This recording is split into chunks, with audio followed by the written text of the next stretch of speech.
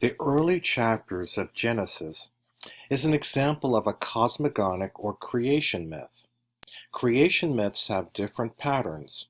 You might recall this from the first module.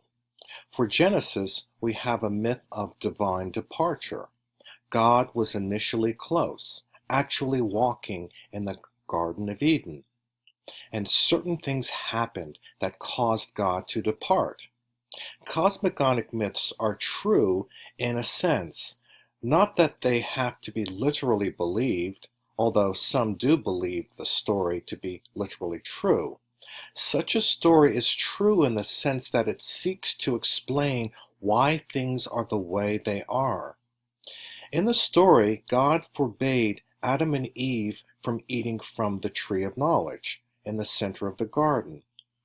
The serpent tempted Eve with a forbidden fruit, not an apple. Eve ate from the fruit, gave it to Adam. He ate and thus began the true elements of this story. Both Adam and Eve realized their nakedness. Humans will have to forever work.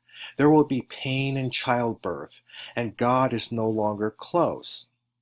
Another theological truth of this story is the onset of original sin.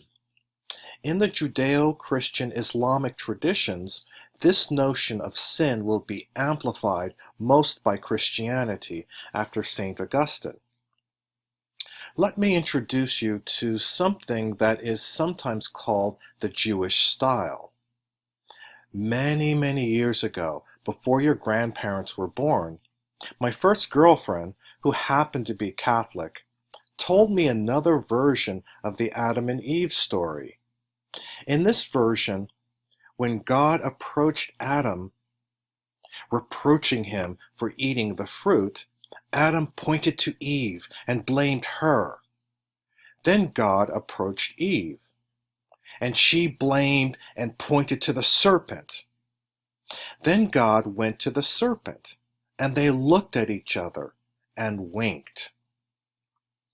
What might this version of the story mean? This is a version that some Catholics have heard, especially in advanced catechism or training. For our purposes, this is a beginning taste of the way that Judaism has often approached sacred scripture.